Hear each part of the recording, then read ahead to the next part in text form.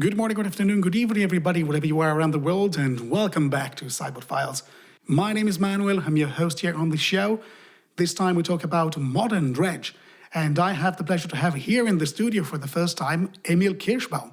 Hello and welcome to Sideboard Files. Hello, thanks for having me. My pleasure, absolutely my pleasure, especially because we can get to talk about Dredge now after the ban of faithless looting. So quite a few things changed. Right? A little bit, yes. So we have a new meta, we have a new sort of like group of decks popping up, new strategies. And it's time to talk about Dredge and how to face that meta, we'll say. So we're going to have a look at your sideboard choices and also discuss a few matchups, your approach, the cards to side out and cards to side in. And all this will revolve, of course, around the list that you chose to bring in. So I would say we can just go straight to it and have a look at the list. Sure. Well, your configuration that you have here, I've seen it before because I think Jesper Box had a very similar list at Magic Fest Ghent. So is this the configuration you want to have now that you play Dredge? Yes, it's very similar. The main deck is essentially the same, and the sideboard as well, with just one or two changes. And I think it's the superior list right now. The sideboard choices are obviously depending on what metagame you're expecting, but I think the main deck is stocked like this. After people having tried both the Neonate variation that still runs the 3-color mana base and the Tome Scar variation that runs the 4-color mana base, I think it's been clear for a while now after the showings at the Magic Fest in Ghent that the 3-color mana base is superior in consistency overall, and I think it's the correct choice to make. Okay, perfect. Very, very clear. Did you actually have the chance to test the 4-color version with Tom Scour yourself? How did you find it? I was doing pretty well with the 4-color version at the beginning of the format. I think I was, the first 12 or 13 matches I played with it, I went 12-1 or 11-1. But after taking it to the PTQ in Ghent on Friday, where I went 1-4 before dropping, I was not very happy with it and decided to play the 3-color version as well in the main event. And even though the main event didn't go too amazing for our team, I was very happy with it. What was the problem with the 4-color version?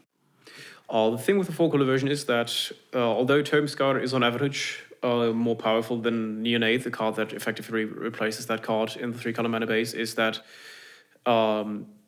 the 4-color mana base is very painful because to make that work, you need to play a lot of rainbow lands like City of Brass or Mana Confluence, which are pretty interchangeable, and also your Gemstone Mine, and you need to diversify your Shock lands and your Fetch lands in order to make that work. And in the new meta game, where games for one tend to go a little bit longer, like previously with the looting, the games usually ended around turn 3, 4, 5. Games now go about to turn 5 to 8 average, and activating the same City of Brass 8 times costs you a lot more life than it did previously, and especially with 3 City of Brass in your mana base, that can rack up a lot of damage you do to yourself easily. And especially with Burn being one of the most dominant decks right now, it's very hard to sacrifice that amount of life just to make your mana base work. And considering you're only doing that for one single card, which is Tome Scour, which you can also replace by a red card that is only marginally weaker and also has a few upsides over it, overall the consideration to going back to the 3-color mana base was superior in my opinion. Okay. So burn around, not the right moment to actually get more damage, inflict more damage to yourself. And also having like a greedy, more complicated mana base is not actually the way to go now with this current meta. And also, not to mention the fact that you don't have really any blue cards in the sideboard. So the blue splash is not really helping you in that respect as well. Exactly. There are a few blue cards you could be playing in the sideboard, like Spell Piercers over Thought Seizers, if you prefer to be more reactive. Or some lists have even played Force of Negation, which you could afford with Narcomoeba, Tome Scour, and Prized Amalgam in the main deck. But overall, the blue splash has not really done anything for the sideboard and was basically just existing for main deck cards like Tome Scour or maybe Radical Idea. Okay, let's talk about the sideboard now, because you have a configuration that is actually very similar to other lists that I saw, but the cards are always the same, but the quantity of cards differs from player to player. And in your case, you have a 3 Nature's Claim, 3 Thoughtseize, 3 Lightning Axe, 2 Ancient Grudge, 2 Leyline of the Void, 1 Abrupt Decay, and 1 Blast Zone. So how did you come to this selection of cards? So with the Dredge Sideboard, there's always like the base roster that you always stick to because they're very necessary for the deck to function, which is any amount of Nature's Claims. Used to be 4 when people used to play more Leyline. Now it's cut down to 3, but you still need 3. 3 Lightning X is always reasonable and I would say necessary for creature matchups, because in some matchups you just need to get rid of 1 or 2 certain creatures. And it also functions as enabling because you get to discard a card. 3 Thoughtseize is also debatable, I would say. Some lists run 1, 2, or 3. I personally like 3 a lot because it gives the deck a more proactive role without committing to the battlefield. 2 Ancient Grudge, some people run 3. I personally prefer 2. It's rather narrow because it just hits artifacts other than Nature's Claim, but it's very necessary for the matchups where it's important because it's if you have it in your opening hand, it's usually 2 for 1 because you get it to cast it twice. And it also is card advantage of milling yourself with Dredge. Leyline of the Void is mostly personal choice for me. Not a lot of people run it, but I've liked it a lot. It's basically the only card you can bring in the mirror match that makes any sort of difference, except for, of course, Nature's Claim if they have Leyline as well. And is also very useful in attacking Whirza decks because they need their graveyard to function as a combo deck, and other decks such as Blue-White Control, where they want to cast spells from the graveyard again. Some people still play Wilderness Reclamation decks, where they also are very reliant on their cards going to the graveyard. And in all of those matchups, Leyline of the Void is very powerful if it sticks around. So yeah, it's basically personal choice. So that dictated by your local meta, we can say? Yes, definitely. Mm-hmm. Okay. And as for Abrupt Decay and Blast Zone, both of those are one-offs, which in Dredge Sideboards either means you can use it out of your graveyard, so it doesn't really matter that it's just a one-off because you mostly get to see it anyways after you mill it, which is the case for Blast Zone because you can recur it with Life from the Loam. As for Abrupt Decay, that's just a very... it's basically a filler card that makes sideboarding very easy because there are... in a lot of matchups where it's necessary, it doesn't only answer one kind of threat, but also the other, like, for example, against... John, it doesn't only handle a Ren and 6, but also a Plague Engineer. Against Blue-White Control, it also handles Rest in Peace, but also Ashiok. Against Burn decks, it handles Rest in Peace and creatures, so it's basically a catch-all that is very comfortable for sideboarding. If you have one more card in your main deck you want to cut, and one more to bring one more thing in, but it's not a necessary card in any matchup. Mm-hmm. All right. I have a question for you. Yes. Why Abrupt Decay and not Assassin's Trophy? The main factor of that is actually the land that the opponent gets off Assassin's Trophy. The fact that Abrupt Decay is uncounterable is not that important anymore, with Blue-White Control not being that big of a factor anymore, though it does matter in that matchup. But the one land you give your opponent is very relevant in a lot of matchups. For example, against Jund, where you want to kill a Scavenging Ooze or a Plague Engineer, getting them to 4 mana and getting back into Bloodbraid Elf range, or Bloodbraid Elf plus one mana spell, or any combination of that can be very bothersome. So I prefer Abrupt Decay in that case. And also against the blue-white decks, with Force of Negation now being a thing, it makes you, even though you can just cast Assassin's Trophy on their end step, it still makes your play lines suboptimal and you have to jump through hoops you usually wouldn't want to go through. So for me, it's mostly the land and the comfort of knowing that even if my opponent does have a counter spell that I'm not expecting, it always resolves. All right. Very, very clear. The land. That's the main reason. Another question that I have for you. Yes. Alpine Moon is a card that I've seen around in several sideboards, including Dredge players including it in their sideboard, but you chose not to run it in yours. What's the reason for it? The main reason for that is that Alpine Moon is very good in the matchups where it's useful, but in all other matchups it doesn't play a role at all, and is never considered for sideboarding. And the matchups where it's good is any sort of Valakut or Titan deck, Tron and Twiddlestorm, the latter of which I do not really consider a metagame factor. And while it is very good against Tron and the Titan decks, those are not as prevalent in my metagame and also are beatable without the card. So I preferred to cut my 2 Alpine Moons, which I used to run in my sideboard, for another Thoughtseize and another Leyline.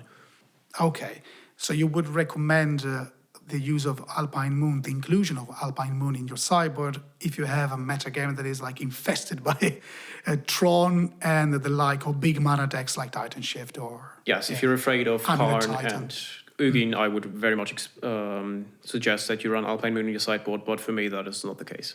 Okay, perfectly clear. All right, I think we can start talking about matchups.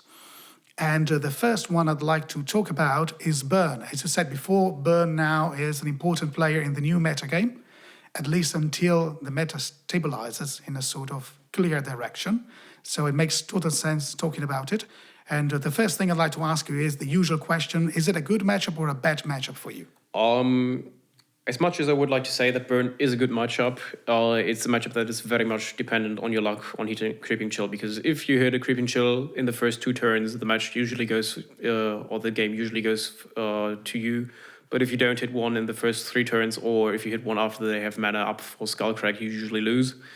I would say overall it's a favored matchup, though I wouldn't call it a good matchup, mostly because the gameplay is mostly out of your hand. What happens, like, if you hit your Creeping Chill, that's good. If you don't, then bad luck. Okay, so it's a bit of a random factor here. Yeah. The games still get very close, and you need to be good in decision-making and sideboarding for it to work out, but in the end, it comes down to luck, which is a bit unfortunate, because Magic usually is a game where the better player wins, but in this case, it's mostly the luckiest player wins.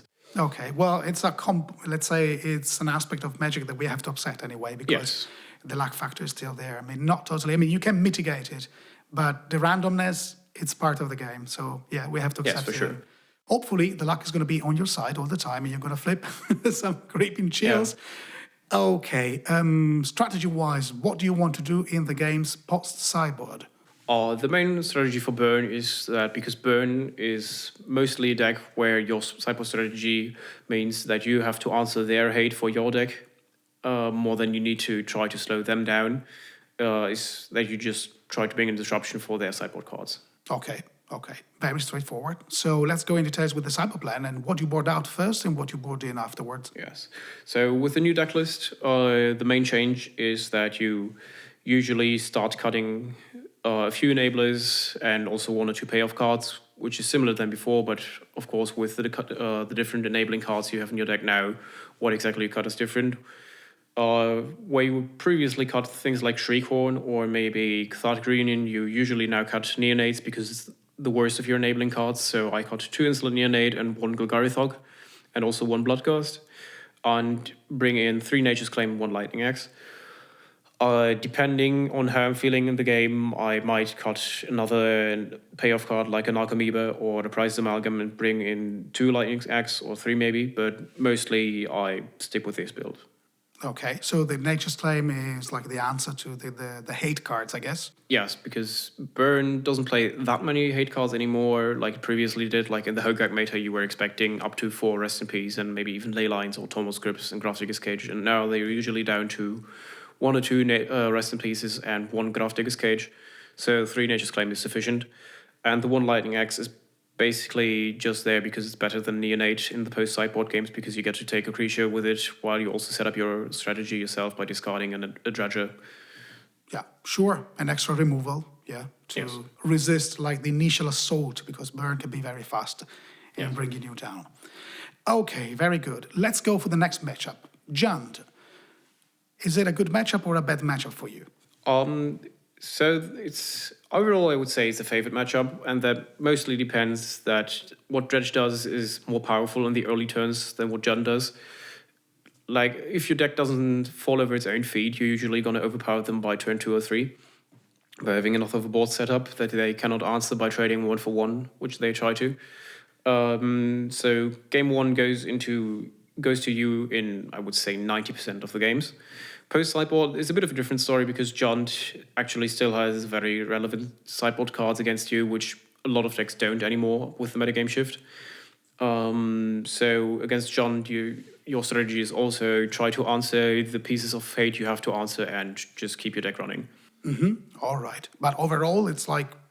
I would say overall it's favored, yes. Okay. Just to make it clear. Well, strategy, you just said what you want to do, because in the end of the day, you want to answer the hate card and keep your actually deck, your engine going on, because Yeah. this is all about it in the end.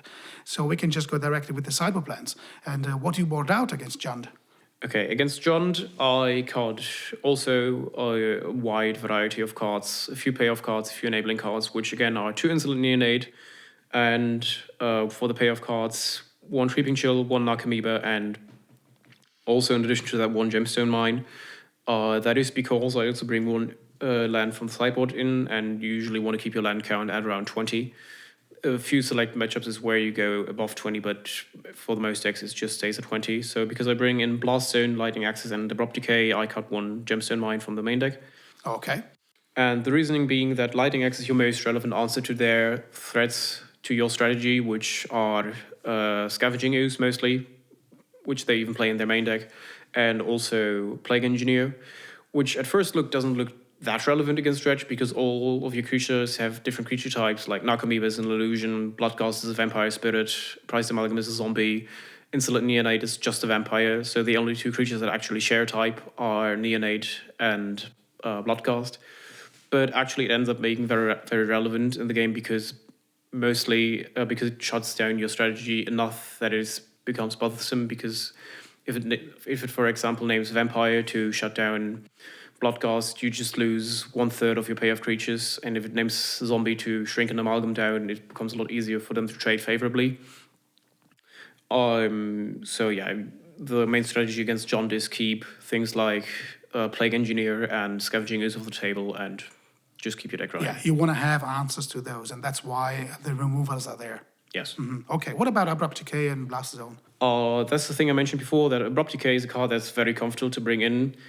And that is because it's just one-off, that it doesn't take up too much space in the deck, that is just dead if you mill it. Like, if, for example, if you just mill it post-sideboard or Nature's Claim, it just does nothing in your graveyard. So it's easy to just bring in 1 copy because that doesn't take too much space of your deck up, but is very relevant if you have it in your starting hand, mostly to kill Scavenging Ooze and Plague Engineer as well, but also because it hits Liliana of the Veil, which can be bothersome, though most Jund players brought it out, and which is more relevant after the sideboard is Renin 6 and Liliana of the Last Hope. Yeah. Yeah, so basically to get rid of those, because those can slow you down significantly. Okay, those are priority targets. You want to have a removal that deals with all of them. Okay. Because even though Renin 6 isn't a direct threat to your deck, it can be very useful to destroy it early, because Jund now plays a few lands less than before, and also tends to just keep 2 landers if they have a Renin 6 in their opener. So getting rid of an early Renin 6 can cut them off their mana very quickly. Like, I mean, of course, if they play turn 2, get their fetch land back, and then draw another land, they still get up to 4. But it can be relevant disruption, and otherwise you just hold it back for Scavenging Ooze and Plague Engineer. Sure. You have to take any advantage that you can get, right? So Yes. you have to go for that. Okay, and Blast Zone? Blast Zone is just very solid, because a lot of what Jund does that you care about after the sideboarding happens in 2 mana, be it a Scavenging Ooze or a Tarmogoyf that blocks your creatures indefinitely because graveyards fill up very fast.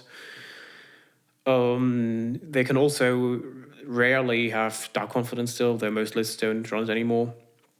So yeah, the targets for Blast Zone are usually to activate it when it has 2 counters on it, and to take any Scavenging Ooze, Tarmogoyf, or Renin 6 with it. Yes, Okay. and is also recurable with Life on the Loam, which can matter in longer games. Okay, another card, another asset to kill the main threats. Yes. All right, I think we said it all for this matchup, so we can go for the next one. And that next one is Tron, mono-green Tron, or Tron in general, because, I mean, the strategy more or less is always the same. And you said that it's not really present in your local metagame, but I'd like to know what you do anyway, in case you have to face it. So, first of all, is it a good or a bad matchup for you? Sorry. I would consider it a very good matchup overall. There are some weird cases where you can lose because they still run an old sideboard configuration. Like, for example, last week I played against somebody who still had 4 Leyline of the Void in their sideboard, and didn't really change the deck after Hogak rotated out by being banned. That's a bit unfortunate from your side, of course. Yeah, that was unfortunate, though I did win one of the games. Mostly it comes down to them having their graveyard hate or not, and you being able to apply a lot of pressure before their turn 3 or 4. So the main strategy pre and post sideboard is to kill them at the latest at turn 5, because after that they can usually stabilize on Ugin and Khan or maybe a Vunkel engine, which is also very relevant to the cards I choose to sideboard in and out. Okay. We can go for the cyber plans then straight away, Yeah, because sure. you also made clear the strategy and everything. So what you bought out and what you bought in against Tron? Yeah, so against Green Tron, I just bought in and out 3 cards each, which are from the main deck. I cut 1 Conflagrate, 1 Golgari Thug, and 1 Insolent Neonate.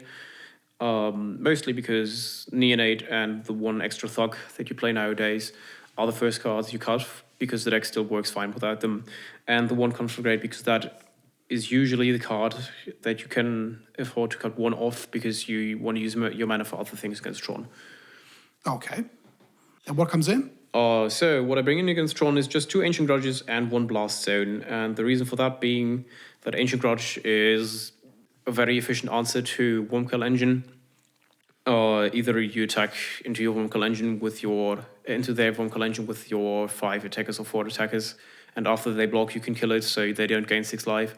Or you can just use it twice, like once casting it from your hand, once from your graveyard, to get rid of the original Wurmcoil Engine and then the lifelink token to negate that attack.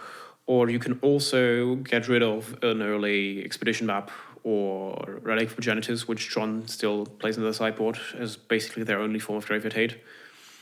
So yeah, that's the reason. And Blast Zone, also for getting rid of Grafdigger's Cage, which is one of the other cards that Tron still plays in their sideboard for graveyard matchups, and also being able to kill other threats if the game is very long, though that usually doesn't happen.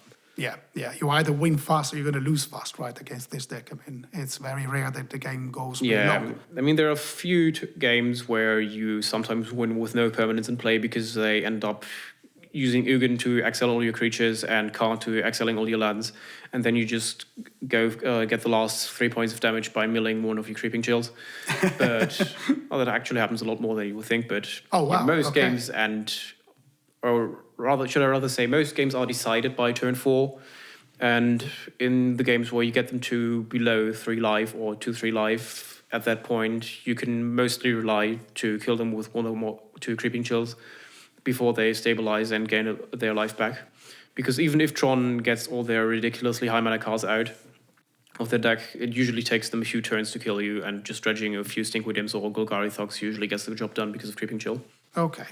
So you still have a shot even in the long game. And that's good to know. Yes, but the early pressure is very important for that, because if you have no pressure early, then you just then milling Creeping Chills isn't that relevant. Sure, absolutely. You want to actually apply as much pressure as you can and close the game very fast. And most of the time, that's going to be enough. Yeah. And this is actually the place where you want to be in the end. Okay. I think we said it all for this matchup, so we can go for the next one. And the next one is Blue-White Control. It's still there, still in the meta game, even if not as present as before. So worth mentioning it. And is it a good matchup or a bad matchup for you?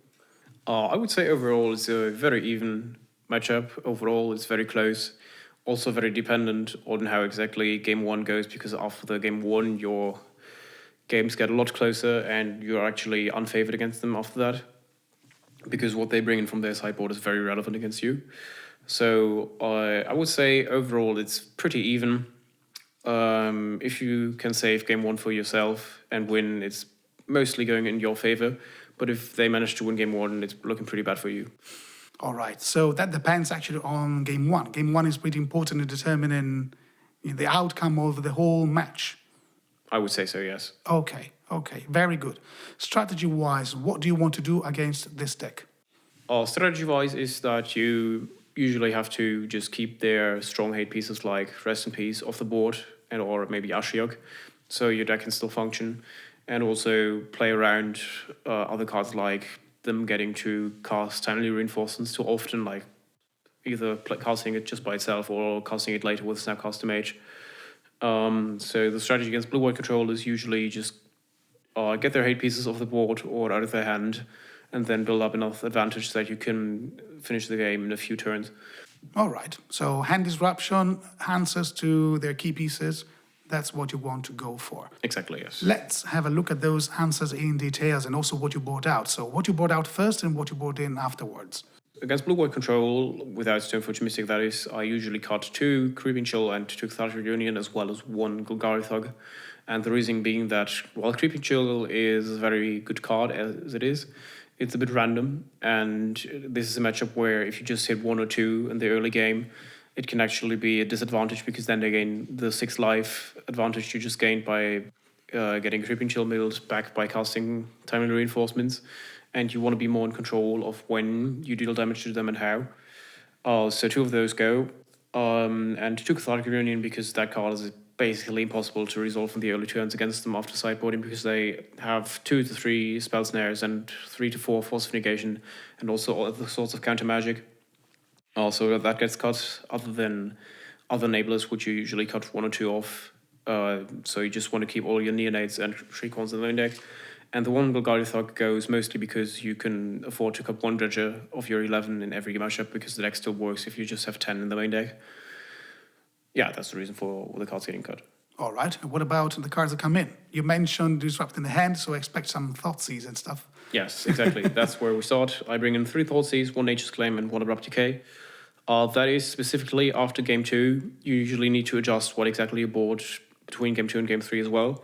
And the reason for those being that Thoughtseize is just a great catch-all and that you can also pretty reliably resolve in your first turn in Game 2 because they want to usually keep their disruption for your other spells, like if you still have one of your Cathartic Reunions, they need to answer that, and if you have other sorts of destruction, they won't answer for that as well. And even if they counter the Thoughtseize, you still just got to counterspell off their hand. And also, Thoughtseize just handles everything before it hits the battlefield. It handles Rest in Peace, it handles Snapcaster Mage card advantage, it handles Jace the Mind Sculptor, Ashiok, even Narset can all be casts that disrupt your deck, so it's a great catch-all. Yeah.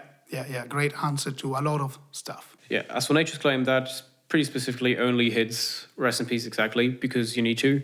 One reason being that after sideboarding, you just have 1 is that sometimes they just have 2 nowadays, or just 1. Some also play 3, or play Surgical Extraction even. So you need to have 1 more, so just so you have a certain number of responses to a Rest in Peace. If you see Rest in Peace, actually in Game 2, I would consider going up to 2 or maybe 3 even and cutting other cards from the main deck.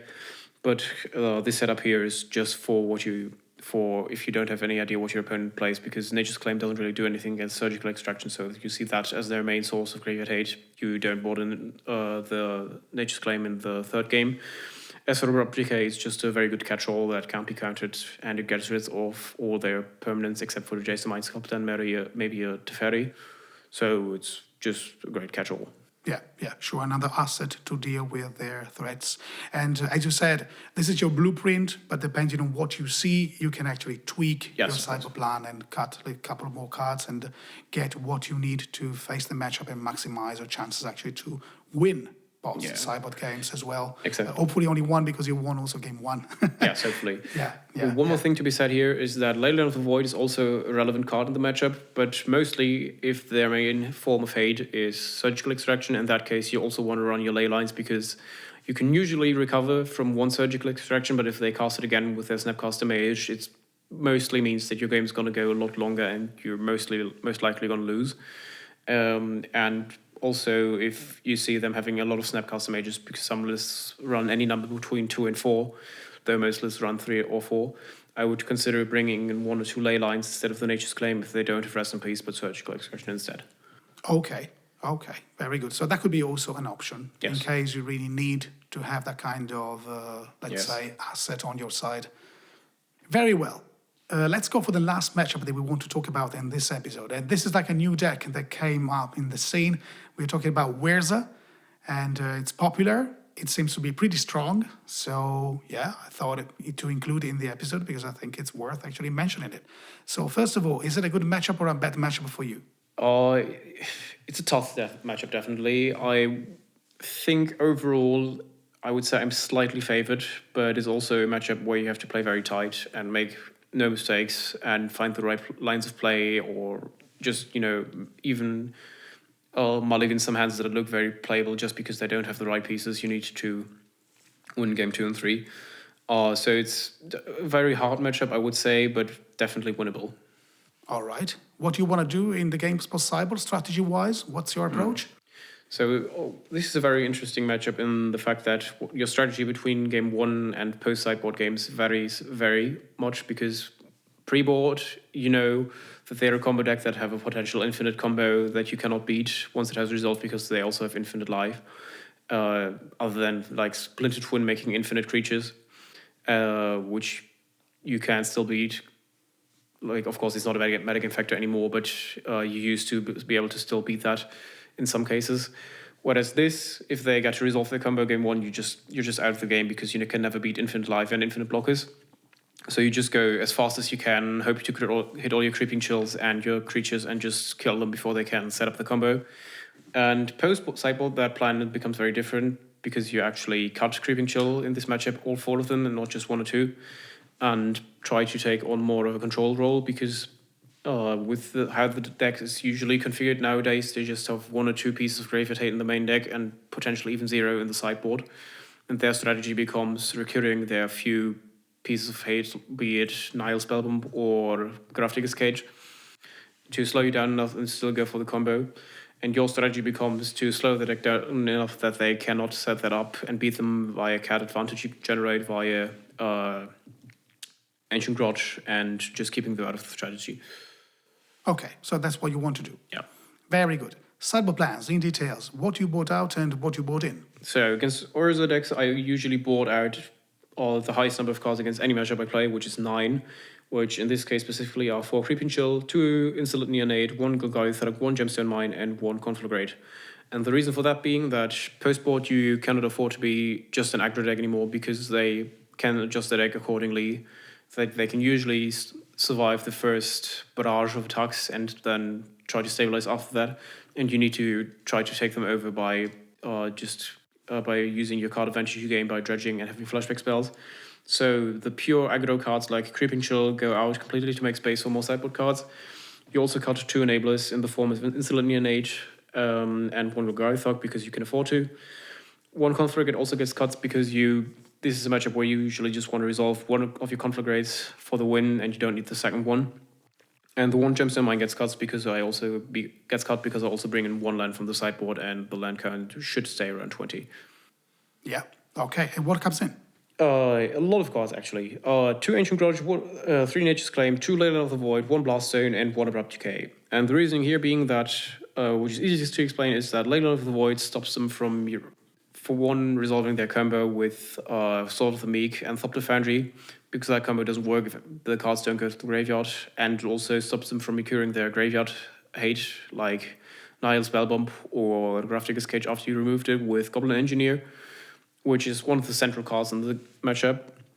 The Ancient Grudge, specifically, is one card you like to see in your opener, same as Nature's Claim, actually, because that's when you get most of the use out of them. The Nature's Claim is usually a card you want to keep in your opening hand and not cast until later turns if you can afford at all to, because this is a matchup where they also have things like Snaring Bridge, which can stop you from winning the game in the later turns. Okay. As for Blast Zone, it's just a very easily recurable card with Life from the Loam and shuts down a lot of the threats. Like a Blast Zone with 2 counters on it usually takes most of the board with it. The 1 Abrupt Decay is also just a very solid filler card because it hits most of the relevant cards. It doesn't hit Whirza specifically, so if you have a lot of Whirza decks in your metagame, you could consider cutting the Abrupt Decay and playing Assassin's Trophy instead because it's functionally the same, except that it also hits Whirza. And this is a deck that usually has a lot of mana anyway, so giving them 1 more land isn't that relevant. What should be said about Blast Zone specifically is that even if they have something like a Spellbomb, you can still activate it and destroy the cards. And before they get priority to activate the Spellbomb to exile your Blast Zone, you can still cast the Life from the Loam and make them activate in response. And if they do that, you still have the Life from the Loam in your graveyard after it resolves. So even if they have to activate their Spellbomb to get rid of your hate pieces, you still get your strategy going by getting another Dredge card in your graveyard. Oh, that's very important. That's very important to keep in mind. This interaction is critical. Yeah, I would say so. I mean, in exploiting the value of Life from the Loam anyway. Yeah. Yes, it's one thing with Dredge that it has been moving a lot more into a value Life from the Loam deck as well. Yeah. As you would see it in Legacy, for example, where you just have a lot of good cards in your land slots which you can now use.